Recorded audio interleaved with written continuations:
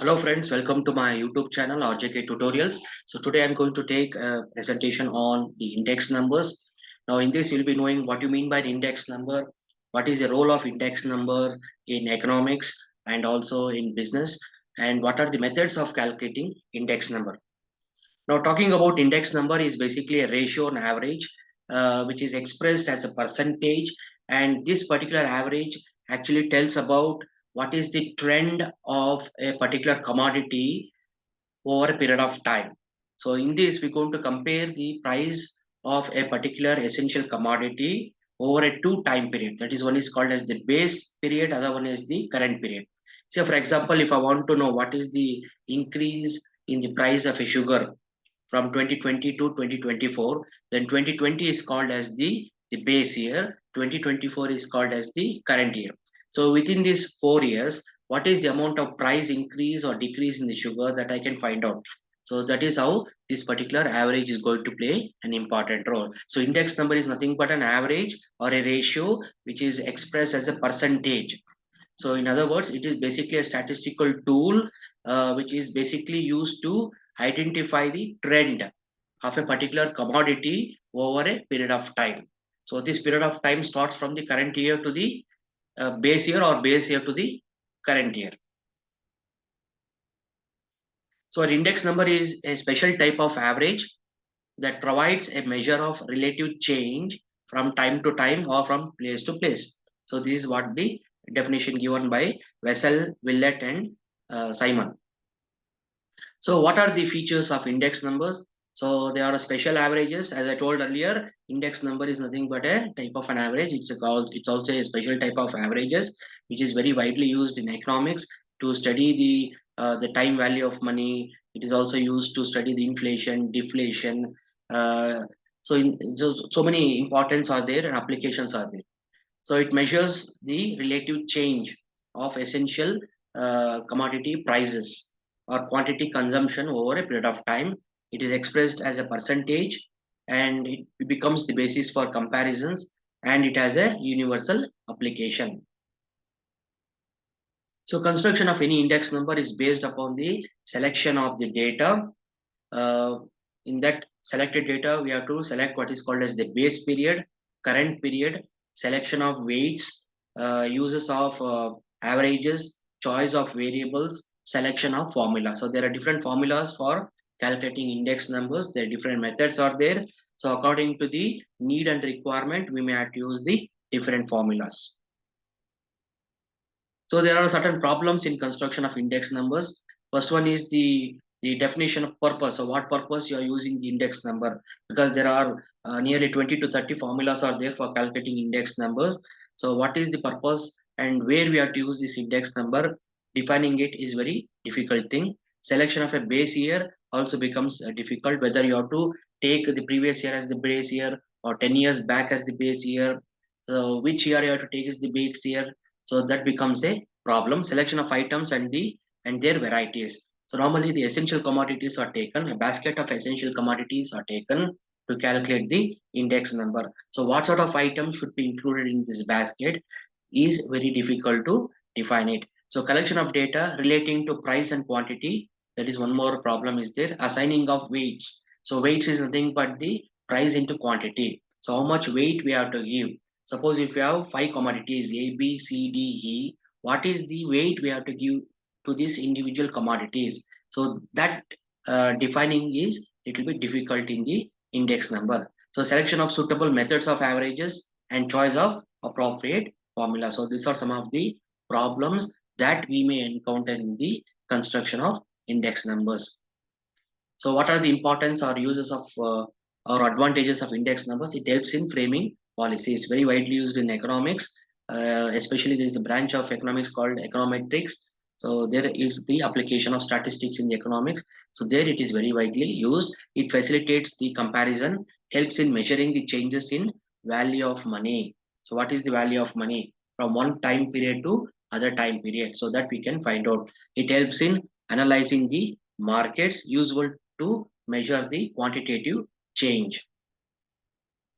So limitations, as I told earlier, sampling error is there, quality of the product remains the same, because sometimes what happens if the quality of the product keeps on changing, then we cannot predict the appropriate usage of that particular commodity. Because price also changes according to quality and taste and preferences of the customers. So quality of the product has to remain same if you are using index number. That is one assumption. But quality cannot remain same, because as the technology changes, as the taste and preferences of the customers changes, the quality also undergoes a change. So this is one limitation. Specific index number is there for specific purpose. So no change in tastes and habits and customer. That is what we are going to assume it. But in reality, it is not going to happen like that. The taste, habit, and of the customers keeps on changing according to their need, according to the changes in the technologies and consumption patterns. Unreliable comparison over longer period. So making comparison between the base and current year for a longer period of time may be a unreliable comparison. So, and defining the normal year. So what is that normal year? It is very difficult in index number. So there are different types or classification of index numbers. Index numbers are broadly classified into four categories: price index numbers, quantity index numbers, cost of living index numbers, and special purpose index numbers. So price index numbers are further divided into wholesale price index number and the retail price index numbers. So coming to the methods of construction of index numbers, so there are two methods are broadly there. Unweighted or simple index number methods are there. Other one is the weighted index number method is there. In unweighted simple method, we have simple aggregative methods are there. Simple average or price relatives methods are there. In simple aggregative method, we are using price index as well as the quantity index numbers. And in simple average of price relatives, so this can be used this can be constructed by using the simple arithmetic mean, geometric mean, or harmonic mean. So whereas in case of weighted arithmetic means, it is further classified into weighted averages of price relatives and weighted aggregative methods. So weighted averages of price relatives are once again calculated by using simple arithmetic mean or geometric mean. And weighted aggregative methods, there are different methods are there given by different statisticians. It can include the following like last price method, past chase method, Fisher's method, Bowley's methods, Kelly's method, Marshall's method, etc. etc. So these are the different methods of constructing index numbers. So let us take the first method is the simple aggregative method. It consists of expressing the aggregate price of all commodities in the current year as a percentage of aggregate price in the base year. So this formula is given by P01 is nothing but sigma P1 divided by P0 into 100. So P01 is nothing but the index number of the current year. P1 indicates the current year prices of all essential commodities. P0 indicates the total of the base year prices of all commodities. So, for example, if you take the following problem from the following data given below, construct the index number for the year 2007 on the base year 2008 in the Rajasthan state. So, commodities are sugar, milk, oil, wheat, and clothing. So, the different unit quantities are given here. So, prices are given here for 2007 and 2008. So, based on this, you have to calculate. So, here we have to take the base year and the current year. So base year is nothing but the 2007 becomes the base year or nothing but the P0. So this is the price for base year. So the current year prices is nothing but the 2008 prices, that is P1.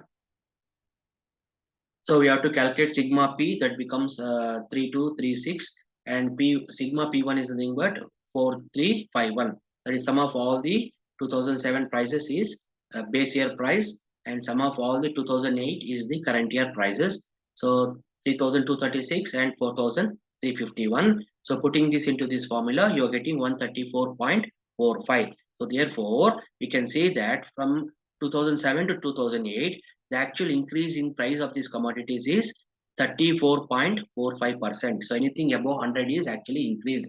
So 134.45 means 34.45 is the actual percentage in the increase of the prices of these commodities uh, in the year 2008 as compared to 2007. So another example from the data given below, construct the index number for 2008 taking 2007 as the base year by using arithmetic mean.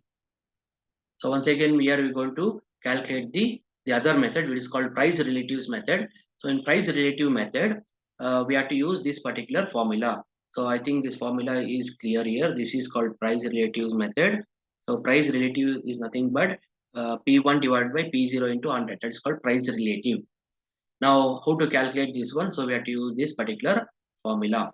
So first we have to take this 2007 as P0, 2008 as P1.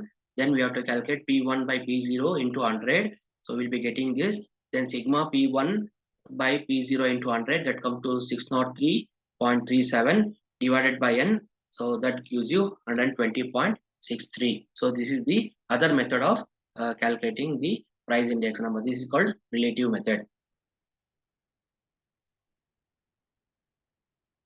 So next, going to the weighted index number. So these are those index numbers in which the rational weights are assigned to various chains in a explicit fashion. So weighted aggregative index numbers. These index numbers are simple aggregative index number with a fundamental difference that weights are assigned to various items included in the index. That means you're going to take a set of weights, and these weights are assigned to uh, the index numbers. So for that, you have to use any of these methods, or different methods can be used here. Dorbacian-Bowles method, Fisher's ideal index number method, Marshall-Edgeworth method, last price method, last chase method, and Kelly's method. So last price method, this is the formula. P01 is equal to sigma P1 Q0 divided by sigma P0 Q0 into 100. So this is given by a statistician called last price in 1871. Then we have a Pasteur's method given by a German statistician Pasteur in 1874. So this formula is P01 is equal to sigma P1 Q1 divided by P0 Q1 into 100.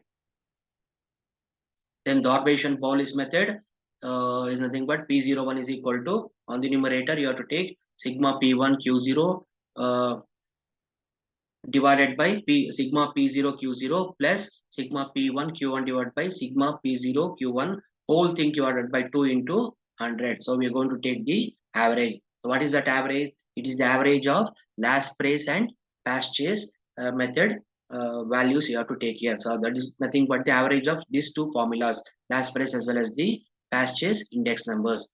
Then we have a Fisher's ideal index number. It is nothing but the geometric mean of the last price and past chase method. That is square root of sigma P1 Q0 divided by sigma P0 Q0 into sigma P1 Q1 divided by sigma P0 Q1 into 100.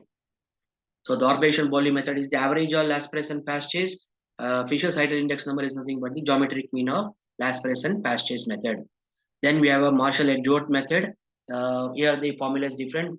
P01 is equal to sigma P1 Q0 plus sigma P1 Q1 whole thing divided by sigma P0 Q0 plus sigma P0 Q1 into 100. Kelly's method is nothing but the ratio of aggregates with selected weights, not necessarily of base year or current year, given the base index number. So P01 is equal to sigma P1 Q. So Q can be either Q0 or it can be Q1. It depends upon how you're going to calculate here. So whole thing divided by sigma P0 Q into 100. So Q refers to the quantity of the year which is selected as the base year. It may be any year. So it can be any year can be taken as Q year. Either it can be base year or it can be a current year. So examples of using these particular formulas. So last price Pasha index number. So prices in 2002, production quantities is given in 2002. Then prices and production quantity in 2007 is given here for three items: beef, mutton, and chicken. So here we have to take P0, Q0, P1, Q1. So first of all, we have to calculate these aggregate values. That is sigma P1, Q0, sigma P0, Q0, sigma P1, Q1, and sigma P0, Q1. So these four values we have to calculate. So that is what we are getting here. So you can see these are the sigma values of these four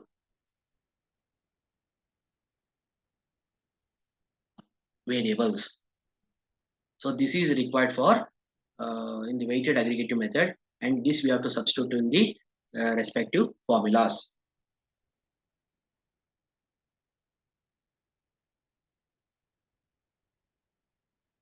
So last price method, as you know that this is the formula, purchase Fisher index number, you have to substitute.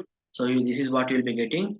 So in last price you will be getting 122.66, purchase 122.84, Fisher index number 122.69. Then another most important topic that comes under the index number is tests of index number.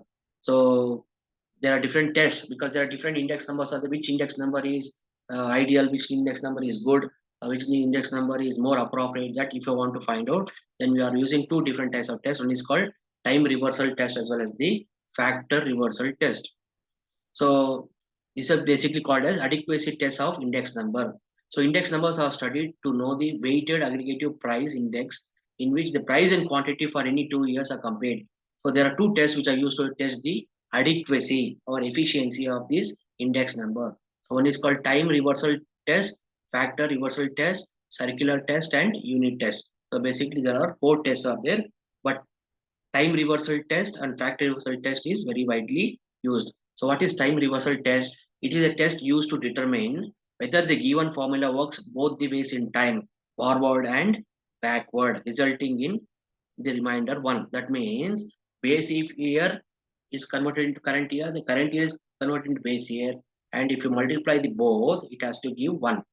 Then we're going to say that index number follows the time reversal test. I think it is given here. You can see. So this is how the time reversal test is calculated. P01 into P10. Okay. So the first one is P01. The next part of the formula is P10. If you reverse the current year to base year into current year, and if you multiply, you should get a value of 1. So exact 1, you should get it, not less, not more. So exact 1 indicates that it follows TRT, time reversal test.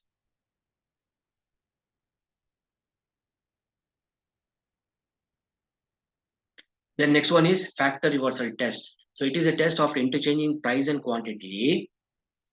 Holds that the product of price index and the corresponding quantity index should accurately measure the relative total value without 100. That means, so when you multiply the price index number and quantity index numbers, and if you multiply these both, so you should accurately measure the relative total value. That means you should get the total value. What is the total value? Sigma P1 Q1 divided by sigma P0 Q0. So this particular value you should get. This is without 100. So when you are multiplying the P01 with the Q01, then you should get this sigma P1 Q1 divided by sigma P0 Q0. So then it is called as mean that we can say that index number follows the factor reversal test.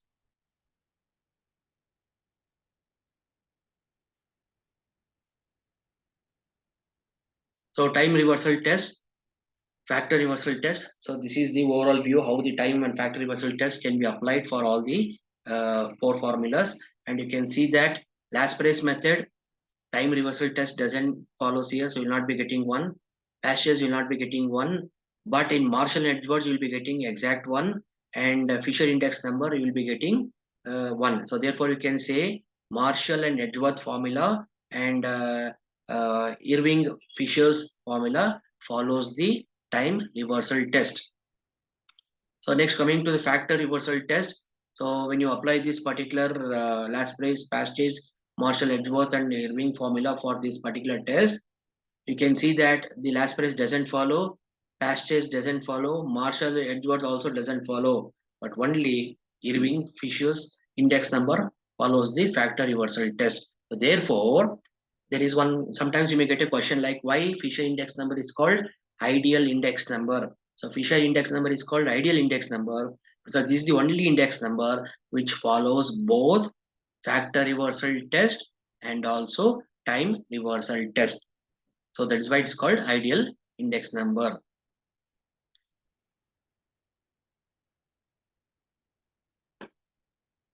So next one is the circular test. So what do you mean by a circular test? Now, in case of a circular test, uh, this is the procedure to be followed here. So in case of a circular test, so product of all result without 100 should be 1. In circular test, what happens is, say for example, you have three index number. So if you have a three different time scales, not three index numbers, you can say three different time scales: 2020, 2021, 2022. Then 2020 can be taken as P0, 2021 taken as P1, and 2022 can be taken as P3. I hope that you're understanding. So I'm taking the prices in three different time scale: 2020, then 2021, then 2022. So this becomes P0, this becomes P1, this becomes P2. If I take one more year, 2023, then this becomes P3. Okay. Now it is done like this. So P0, P10, I mean P01, if multiplied with P12, that thing is multiplied with P23, the resulted thing should be 1. So this is why that is why it is called as the circular test. In circular test, so it goes on like this: P01, P12, P23. So when you keep on multiplying it, so you'll be getting 1. So when you multiply like this, you'll be getting 1. Similarly, if you have two years, then it is P01, P12. If you multiply, you should get 1. Suppose if you have 4 prices or 5 prices, then it will be P01, P12, P23, P31. So like that you have to multiply. Okay. So that is how it goes on actually.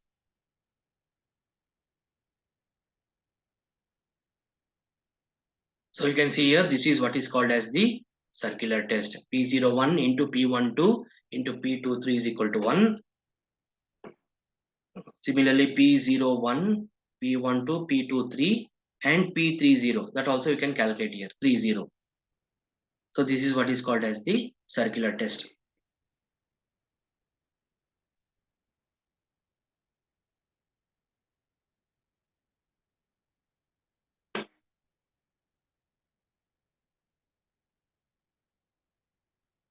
Now let us calculate the circular test for this particular data. We have a commodities, 1, 2, 3, 4, 5, 6 commodities are there. Units are given here. Price in 2017, 21, 22 is given here. So 2017 becomes the base year. If you take 21, 17, P1 becomes the current year, P0 becomes the base year. Then if you compare 21, 22, P1 becomes the base year, P2 becomes the current year. So first calculate sigma P0, P1 and P2. So first one is 72, 86 and 101. So first one is P01 is equal to sigma P1 divided by P0 into 100. So that comes to 119.44. So this is index number for 2021. Then P02 is equal to sigma P1 divided by P0 into 100. That is the index number for 2022. Now, so like this you can calculate. Similarly, if I want to calculate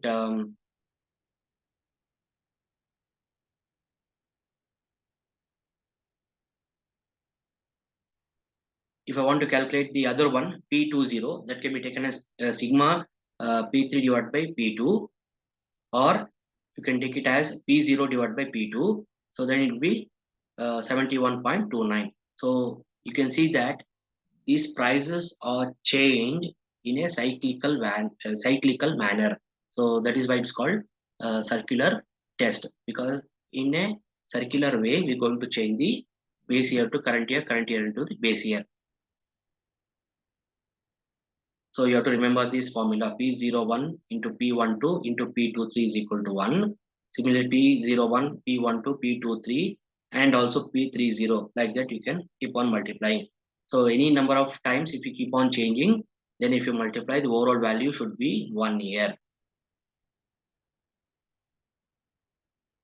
So in this particular problem, you'll be getting so 0.999, that is almost equal to 1. So this is what is called as the circular test.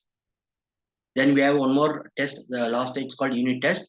This test requires that index number formula should be independent of units in which the prices or quantities of various commodities are quoted. For example, in a group of commodities, while the prices of wheat may be in kgs, that of vegetable oil may be quoted per liter, toilet soap may be in per unit, except for simple or that is unweighted aggregative index. All other formula discussed above satisfies this test. So what is this basically says that, so when you're using index number formula or formulae, it should be independent of units. So what unit you are using to define the price or quantity, so it should be independent of that.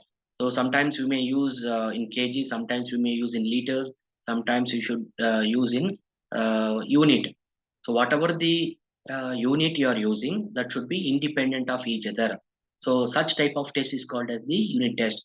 So in case of unit test, except the simple aggregative index number, all other formula uh, in fact undergoes the unit test. So see, we already seen that the previous problems use a different units here, kgs, liters, so like this. So this test basically undergoes the time. I'm sorry, the unit test. So unit test is basically applies for all the formulas except the simple or unweighted aggregative index method. So I hope that you understood this particular concepts. So thank you very much for watching this video. Do not forget to subscribe, and you can email if there is any queries to raj.blitzkrieg@gmail.com. So thank you very much.